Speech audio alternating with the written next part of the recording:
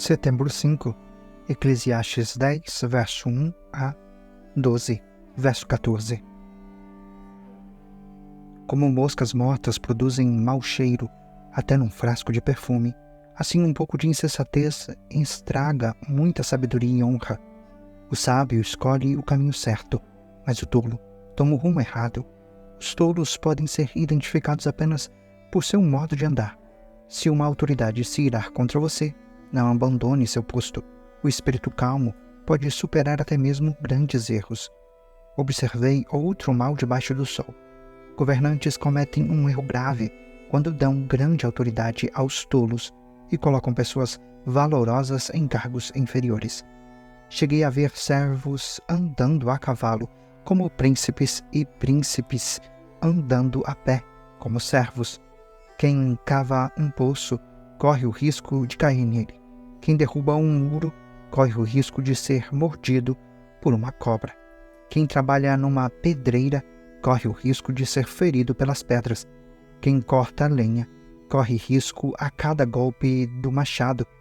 O trabalhador com um machado sem corte exige muito mais esforço. Portanto, afia a lâmina. Esse é o valor da sabedoria.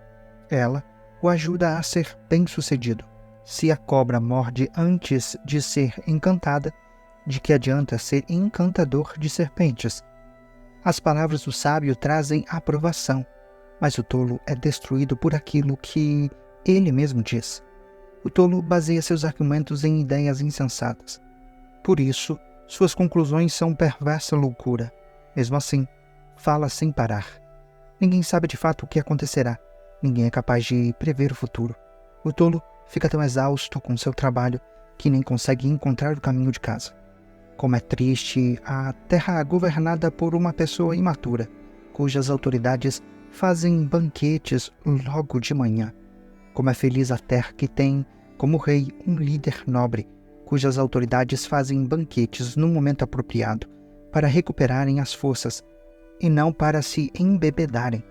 Por causa da preguiça, o telhado enverga. Por causa do ócio, surgem goteiras na casa. A festa proporciona riso, o vinho proporciona alegria, e o dinheiro proporciona isso tudo. Nunca faça pouco do rei, nem mesmo em pensamento. Não zombe dos poderosos, nem mesmo em seu quarto, pois um passarinho poderia contar a eles tudo o que você disse. Envie os grãos de sua colheita mar afora, e com o tempo isso lhe trará retorno. Invista seus recursos em vários lugares, pois desconhece os riscos adiante. Quando as nuvens estão carregadas, vêm as chuvas. Quando a árvore cai, para o norte ou para o sul, ali permanece. O agricultor que espera condições de tempo perfeitas nunca semeia. Se ele fica observando cada nuvem, não colhe. Assim como é impossível entender o caminho do vento ou o mistério do crescimento do bebê no ventre da mãe, também é impossível entender as obras de Deus, que faz todas as coisas. Semeie pela manhã e continue a trabalhar à tarde, pois você não sabe se o lucro virá de uma atividade ou de outra, ou talvez de ambas. A luz é doce, como é bom ver o nascer de um novo dia. Se você chegar à velhice, desfrute cada dia de sua vida. Lembre-se, porém, que haverá muitos dias sombrios. Nada do que ainda está por vir faz sentido. Jovem, alegre-se em sua juventude. Aproveite cada momento, faça tudo o que desejar. Não perca nada. Lembre-se, porém, que Deus lhe pedirá contas de tudo que fizer. Não se preocupe com coisa alguma e mantenha o corpo saudável. Lembre-se, porém, que a juventude e a vida inteira diante de você não fazem sentido. Não se esqueça de seu Criador nos dias de sua juventude. Honre-o enquanto você é jovem, antes que venham os tempos difíceis e cheguem os anos em que você dirá: não tenho mais prazer em viver. Lembre-se dele antes que o sol, a lua e as estrelas percam o brilho aos seus olhos e as nuvens voltem a cobrir o céu depois da chuva. Lembre-se dele antes que suas pernas comecem a tremer, e antes que seus ombros se encurvem. Lembrem-se dele antes que os poucos dentes que lhe restam já não possam mastigar e antes que seus olhos deixem de ver com clareza. Lembre-se dele antes que seus ouvidos fiquem fracos e você já não ouça o som das pessoas trabalhando nas ruas. Hoje, você levanta com o primeiro canto dos pássaros, mas um dia não os ouvirá mais.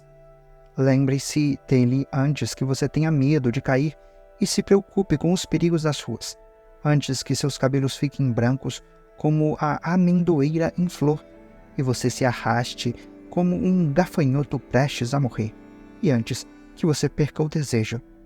Lembre-se dele antes que falte um pouco para descer ao túmulo, seu lugar eterno, quando os pranteadores chorarão em seu funeral. Sim, lembre-se de seu Criador agora, enquanto você é jovem, antes que o fio de prata da vida se rompa e antes que a taça de ouro se quebre. Não espere até que o cântaro se despedace junto à fonte e a roldana se parta junto ao poço, pois, enquanto o pó voltará à terra e o espírito voltará a Deus, que o deu. Nada faz sentido, diz o mestre. Nada faz o menor sentido. O mestre era considerado sábio e ensinou ao povo tudo o que sabia. Com muita atenção ouviu, examinou e organizou muitos provérbios. O mestre se esforçou para usar as palavras certas, a fim de expressar verdade com clareza. As palavras do sábio são como hastes de ferro, e a coleção de seus ditados como pregos bem fixados que o pastor usa para conduzir as ovelhas. Meu filho, deixe-me dar-lhe mais um conselho. Tenha cuidado, pois escrever livros não tem fim, e estudar demais é cansativo. Aqui termina meu relato. Esta é minha conclusão. Tema a Deus e obedeça a seus mandamentos, pois esse é o dever de todos. Deus nos julgará por todos os nossos atos, incluindo o que fazemos em segredo, seja o bem, seja o mal. 2 Coríntios 8, versos 1 a 15. Agora, irmãos, queremos que saibam o que Deus, em sua graça, tem feito por meio das igrejas da Macedônia. Elas têm sido provadas com muitas aflições, mas sua grande alegria e extrema pobreza transbordaram em rica generosidade. Posso testemunhar que deram não apenas o que podiam, mas muito além disso, e o fizeram por iniciativa própria.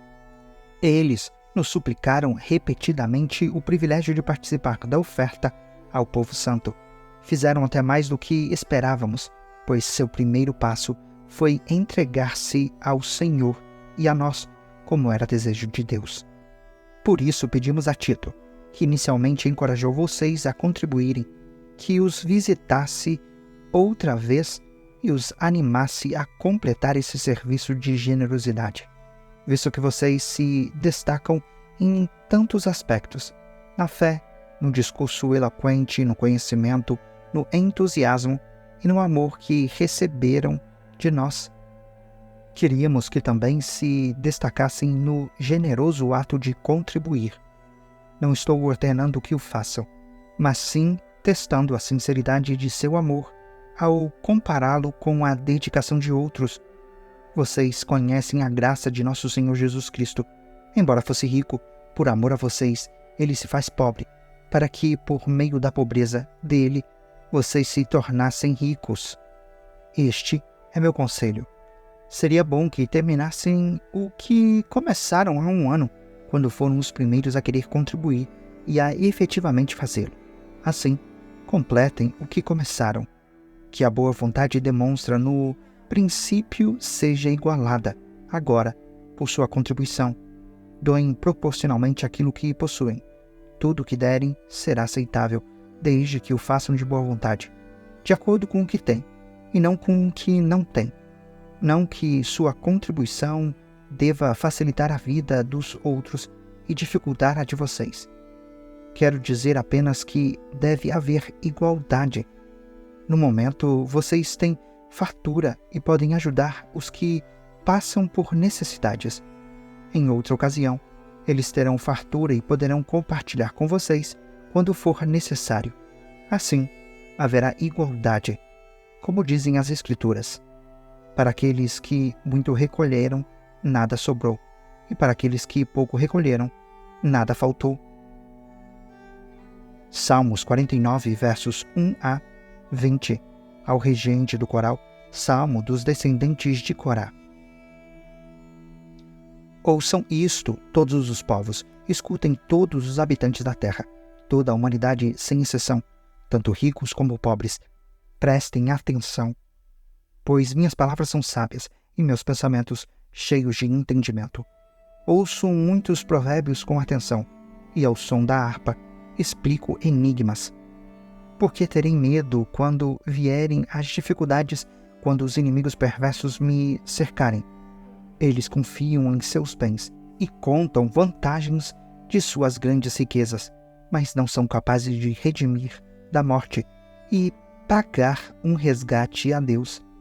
O preço para resgatar uma vida é altíssimo, e ninguém é capaz de pagar o suficiente para viver para sempre e jamais ver a sepultura. Os sábios, no fim, morrerão como os tolos e os ignorantes, que deixam toda a sua riqueza para trás. A sepultura é seu lar eterno, onde ficarão para sempre.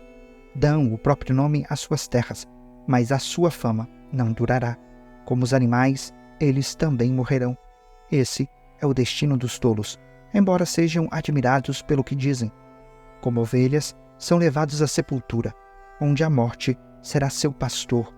Pela manhã, os justos governarão sobre eles. Seus corpos apodrecerão na sepultura, longe de suas grandes propriedades. Quanto a mim, Deus resgatará minha vida e me livrará do poder da sepultura. Portanto, não desanimem quando o perverso enriquecer e sua casa se tornar ainda mais luxuosa, pois, quando morrer, nada levará consigo.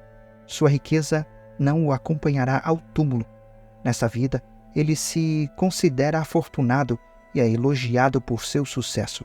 Contudo, morrerá como todos os seus antepassados e nunca mais voltará a ver a luz do dia. Os que contam vantagem de suas riquezas nada entendem. Como os animais, também morrerão. Provérbios 22, versos 20 e 21. Escrevi para você estes 30 ditados, cheios de conselhos e conhecimento. Assim você saberá a verdade e transmitirá um relato preciso àqueles que o enviaram.